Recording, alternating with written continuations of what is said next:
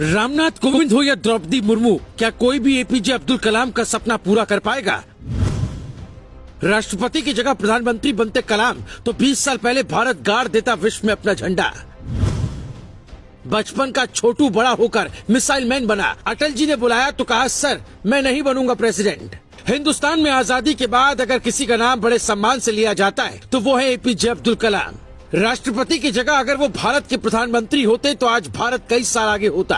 पूर्व राष्ट्रपति डॉक्टर कलाम प्रधानमंत्री होते तो क्या होता बताएं। उसके पहले सुनिए उनका वो किस्सा जो ना तो कोविंद पूरा कर पाएंगे ना कोई और। कहते हैं इंसान पैदा एक बार होता लेकिन मरता बार बार है। लेकिन किसी ने क्या खूब कहा है, मरो भी तो एक बार, दुनिया जिंदगी भर याद रखेगी। अटल बिहारी वाजपेयी ने जीवन में जो अच्छे काम किए उनमें से एक अच्छा काम है कलाम साहब को राष्ट्रपति बनाना। एक मिनट के लिए सोचिए, अगर कलाम पैदा ही ना हुए होते तो हिंदुस्तान कैसा होता। जब देश के राष्ट्रपति एपीजे अब्दुल कलाम बने थे उस वक्त पंडित नेहरू, इंदिरा गांधी और राजीव जैसे ताकतवर नेता प्रधानमंत्री बन चुके थे। लेकिन भारत का एक सपना अधूरा था। भारत चीन से युद्ध हार चुका था और ये बात कलाम साहब को कभी हजम नहीं होती थी। इसलिए मछली पकड़ने वाला बच्चा वैज्ञानिक बनकर भारत के लिए कुछ करना चाहता था। और यहीं से शुरू होती है कहानी एक छोटू की अजर अमर बनने की। जन्म तमिलनाडु के गरीब परिवार में हुआ। पिता नाव चलाते थे तो कलाम साहब मछली पकड़ते रहते थे।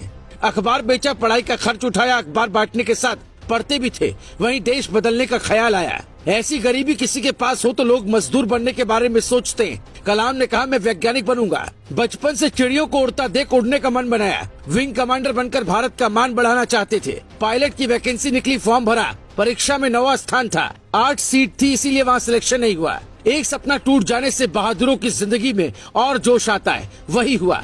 एक दिन की बात है, कलाम की डीआरडीओ में सरकारी नौकरी लग गई, लेकिन कुछ सीखने को नहीं मिला तो नौकरी छोड़ दी। एक दिन इसरो के फाउंडर विक्रम साराभाई जी से मुलाकात हुई और वहीं से जिंदगी बदल गई।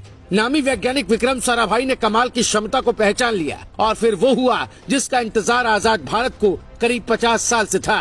विक्रम साराभाई ने तबादला इसरो में किया और यहीं से बन गए कलाम, मिसाइल मैन कलाम। अब उनके सामने 2 लक्ष्य थे। पहला भारत का सफल परमाणु परीक्षण, दूसरा अमेरिका को ये बताना कि नया भारत कितना ताकतवर है। साल 1962 में कलाम पहली बार इसरो पहुंचे।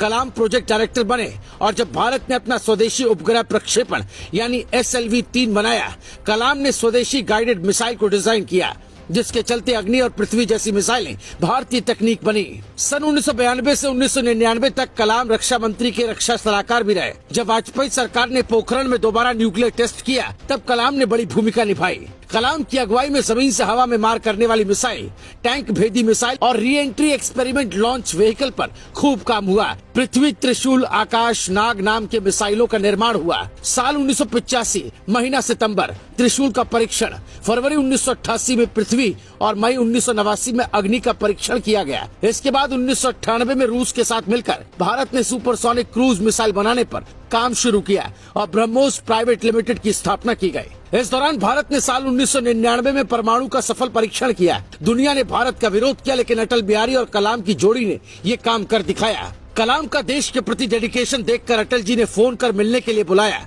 और कहा, आपको राष्ट्रपति बनना है। ये सुनते ही वो चौंक गए और कहा, मैं नहीं बन पाऊंगा।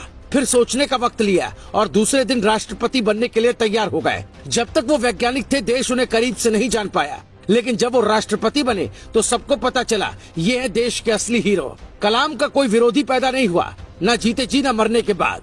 पैदा हुए तो सपना देखा कैसे देश बदले, और जब आखिरी सांस ली तो भी हिंदुस्तान कैसे आगे बढ़े। ये पढ़ाते पढ़ाते ऐसा लगा जैसे उनका जन्म हिंदुस्तान के किसी खास मकसद के लिए हुआ था। वो ईमानदार इतने थे कि राष्ट्रपति के कमरे में रहते थे, परिवार आता तो पूरा खर्च उठाते और सरकार को 3,52,000 का चेक तक देते। आज कोई प्रधान बन जाता है तो देश को जागीर समझता है। कलाम साहब राष्ट्रपति बनकर भी सच्चे फकीर थे। Bureau report, global Bharat TV.